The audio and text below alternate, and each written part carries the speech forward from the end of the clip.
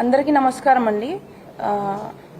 ఇక్కడికి వచ్చిన మీడియా వారందరికీ నా ధన్యవాదాలు తెలుపుకుంటున్నాను. ముందుగా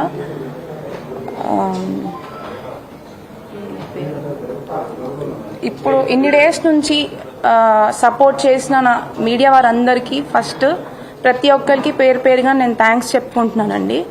ఎందుకంటే ఒక ఆడపిల్లకి అన్యాయం జరిగినందుకు మీరందరూ కూడా ఇన్ని రోజుల నుంచి నాకు సపోర్ట్ చేసి నాకు స్టాండ్ తీసుకొని నా గురించి అన్యాయాన్ని మీరు మీ ద్వారా ప్రజలందరికీ తెలియజేసినందుకు నాకు ఫస్ట్ మీ అందరికీ కృతజ్ఞతలు తెలుపుకుంటున్నాను.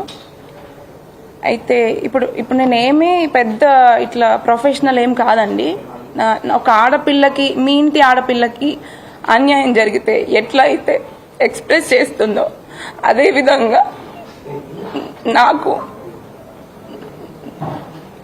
జరిగిన అన్యాయాన్ని ఖచ్చితంగా మీ ముందుకి జరిగిన అన్యాయాన్ని, జరిగిన వాస్తవాల్ని మీ అందరి ముందు మీ ద్వారా తెలియజేయాలని ఇవాళ ఇక్కడికి రావడం జరిగింది. అయితే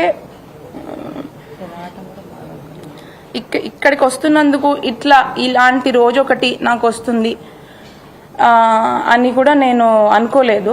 ఇక్కడ రావడము, ఇలా అన్యాయం జరిగి ఇట్లా అందరి ముందు మాట్లాడడం కూడా ఒక ఆడపిల్లగా చాలా ఫస్ట్ బాధాకరంగా ఉంది నాకు. బట్ నేను ఇప్పుడు జరిగిన నాకు బాధలు,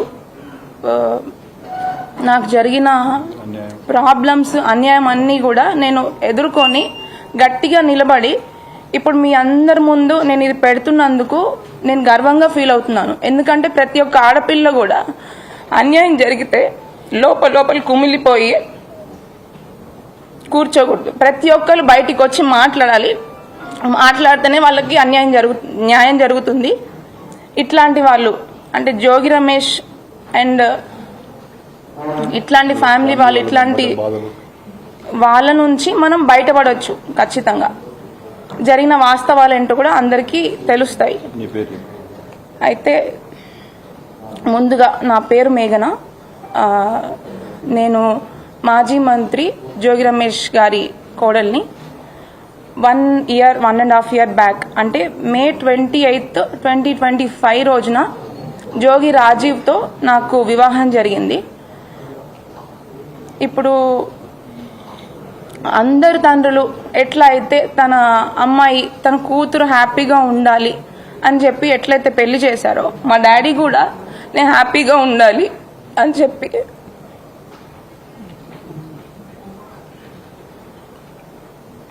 ఎంతో కష్టపడి తన స్తోమతకి మించి కూడా నేను హ్యాపీగా ఉంటాను ఆ ఇంటికి వెళ్తే అని చెప్పేసి జోగి రమేష్ గారి మీద నమ్మకంతో ఆ ఇంటికి నన్ను అప్పచెప్పాడు. కానీ ప్రతి ఆడపిల్లలాగానే నేను కూడా ఎన్నో ఆశలతో హ్యాపీగా ఉంటాను, ఒక కొత్త జీవితం ప్రారంభిస్తున్నాను అని చెప్పేసి ఎన్నో ఆశలతో నేను కూడా అడుగుపెట్టాను. కానీ అడుగుపెట్టిన కొన్ని రోజులకే చాలా ప్రాబ్లమ్స్ ఫేస్ చేయాల్సి వచ్చింది. కానీ ఫస్ట్ నేను చెప్పదలుచుకున్న విషయం ఏంటంటే, ఎవరైనా పెళ్లి ఎందుకు చేస్తారండి? హ్యాపీగా ఉండాలి వాళ్ళ అమ్మాయి అబ్బాయి అని చెప్పి పెళ్లి చేస్తారు. బట్ జోగి రమేష్ గారు చేసిన ఉద్దేశం రాంగ్. ఫస్ట్ థింగ్ ఏంటంటే, ఒక పెళ్లి చేసుకున్న తర్వాత ఇద్దరి మధ్యలో గొడవలు వచ్చి విడిపోవడం అనేది కంప్లీట్ డిఫరెంట్ స్టోరీ. బట్ నా పెళ్లి అట్లా జరగలేదు. ఖచ్చితంగా ఈ పెళ్లి ఉండదు, ఇది ఉండే పెళ్లి కాదు అని చెప్పి అతని కొడుకుకి ఉన్న ప్రాబ్లము ముందే అతనికి తెలిసే, ఖచ్చితంగా వాళ్ళ కుటుంబం మొత్తానికి తెలిసే నాకు ఈ పెళ్లి చేశారు. ఖచ్చితంగా అది నేను 100కి 100% చెప్పగలను. పెళ్లికి ముందు ఇలా తెలిసి ఒక అమ్మాయి గొంతుని కోయడం అనేది చాలా పెద్ద నేరము. ఇట్లా ఇప్పుడు తనకు కూడా ఒక కూతురు ఉంది, తనకు కూడా ఖచ్చితంగా కూతురు ఉంది. తన కూతురు కూడా ఇట్లా జరిగితే ఏం చేస్తారు? ఇప్పుడు ప్రజలందరికీ సహాయం చేసే ఒక వ్యక్తి, పబ్లిక్ పర్సన్, అతను పబ్లిక్ నాయకుడు. మరి తన ఇంట్లో ఆడపిల్లకి అన్యాయం చేశాడు తనే. మరి ఏం చేద్దాం అనుకున్నాడు ఆయన? ఏ ఉద్దేశంతో పెళ్లి చేశాడు? అండ్ నిన్న జరిగిన జోగి రమేష్ గారు జరిగిన ప్రెస్ మీట్లో ఒక విషయం చెప్పాడనమాట. మా ఇద్దరి మధ్యలో మనస్పర్ధలు గొడవలు రావడం వల్ల డిస్టర్బెన్సెస్ వచ్చి వాళ్ళు ఏదో విడిపోతున్నారు, బట్ ఇప్పుడు కూడా కలిసి ఉండాలని అనుకుంటున్నాను అంటున్నాడు. అసలు మా ఇద్దరి మధ్యలో ఏం గొడవలు వచ్చాయి? అసలు ప్రాబ్లం ఏంటి? నేను చేసిన తప్పేంటి? అసలు విషయాలని పక్కన పెట్టి పక్కదారి పట్టించడానికి ప్రయత్నించాడు అనమాట. అది క్లియర్గా మీ అందరికీ అర్థమవుతుంది ఖచ్చితంగా. ఇప్పుడు అసలు నిన్న మాట్లాడిన దాంట్లో నాకు అది చాలా అంటే అసలు నేను ఇవాళ వచ్చి మీ అందరి ముందుకు నేను మాట్లాడాలి, మీడియాలోకి రావాలి అని ఏ ఆడపిల్ల అనుకోదు.